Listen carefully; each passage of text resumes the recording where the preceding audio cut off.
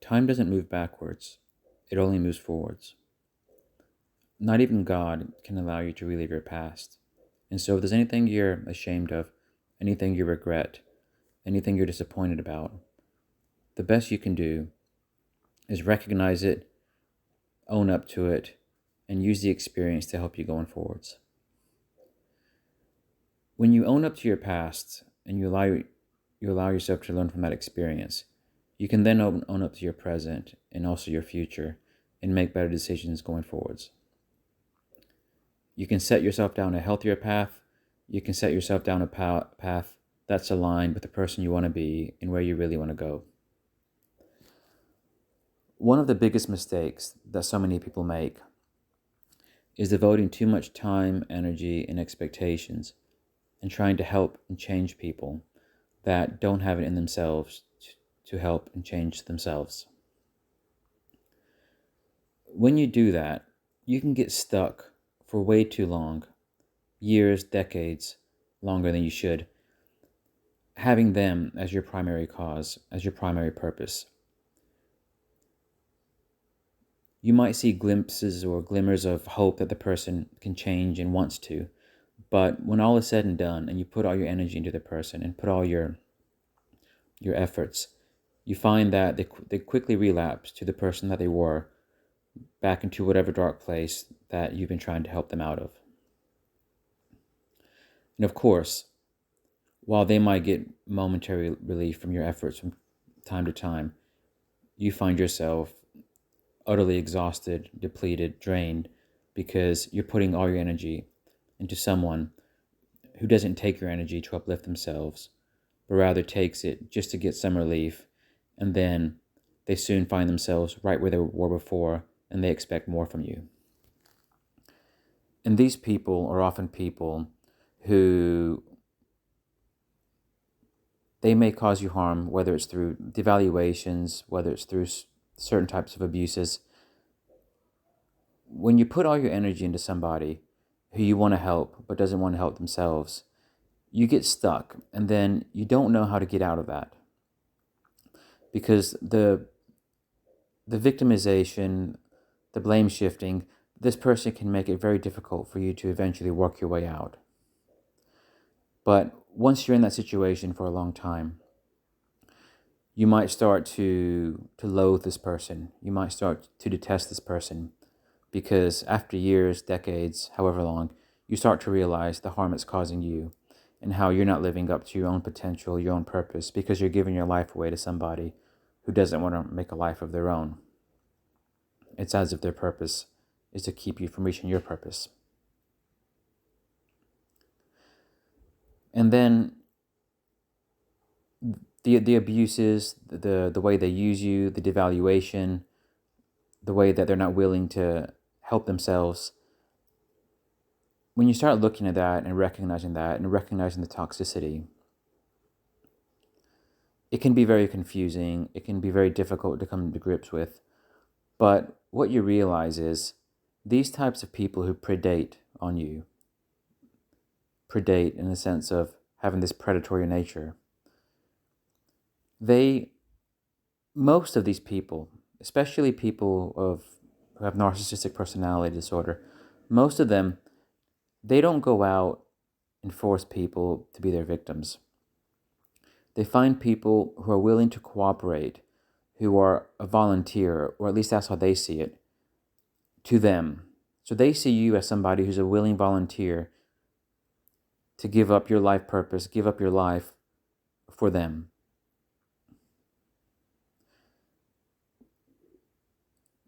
When you recognize that these types of people who just use your energy to sustain them, but don't really go anywhere with it, when you realize that they're always looking for somebody to cooperate with them, somebody to see them as the victim, for somebody to have hope in them getting better, even though they don't really want to, because they don't really have it in them to come out of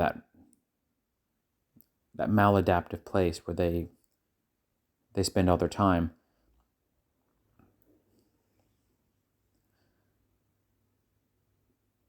It's easy for you to get angry. It's easy for you to get judgmental. But what you need to recognize is you have a part to play in that. And once you've been through that before, you can recognize that these types of people, they can only target you if you let them. You do have to meet them at least halfway for them to be able to have their way with you.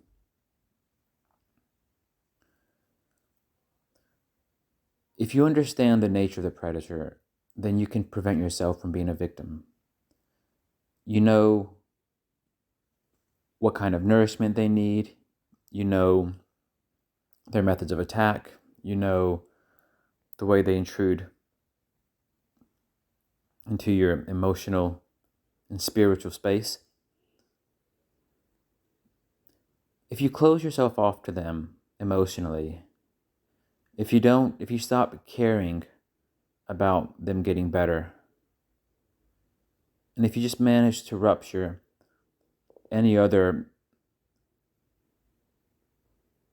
dependencies, then you've really opened up the channel for your freedom.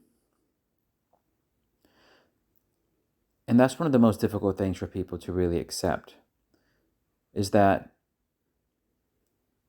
the part that they played in their own predicament, which is you tried to see the good in somebody that really wasn't there. You tried to see the hope that person could get better, when in fact that's not really what they wanted. And you were stubborn because you didn't want to accept defeat. If somebody wasn't willing to change, if somebody through actions consistently showed you that they could never be the person that you really wanted them to be, you didn't accept that. Your eyes, your mind did not want to accept what was being shown in front of you. So that was your stubbornness. But once you've been through that's all your past. And these people who were predators, who took advantage of you, most of the time, they could only do what they did if you would have met them at least halfway. So your job is to learn from that. Learn that predators are predators, but not everybody can be their prey. Narcissists in particular can only target certain types of people in certain types of situations. Most people are not very susceptible to narcissistic abuse because they have natural boundaries which come up without any effort on their part. If they were raised in a healthy way and have a healthy emotional makeup, these people have natural boundaries which are erect and put off the narcissist before narcissists or other toxic people can get too far into their space. But people like you who may have had this people-pleasing, self-sacrificial nature, wanting always to see the best in people at all costs, wanting to help people at all costs, perhaps codependent traits, making other people's well-being your life purpose, that can be very dangerous. Because if you're not careful, if you don't have the right boundaries, you open yourselves up to these people. So just recognize that. You can't change your past. You can learn from it. You can accept who you were, who you are, and you can slowly morph into the person you want to be so that you become insulated from certain types of personalities going forwards, or at least the negative parts of those people. But you open yourself up to all the good things. You open yourself up to a healthy way of living. You open yourself up to someone who can preserve their energy, preserve their mental health, preserve their spiritual health. And then you can apply those things to so many areas of your life. And if you spent most of your life heavily under the influence of toxic people because maybe you didn't know better, that's fine. That just means that going forward, your boundaries are going to be that much stronger because you have that much more of a life lesson to learn from. So the most important thing is to learn from these lessons and apply yourself going forward so that you really are living the life that you want. Find a new purpose and align with it. You can do that.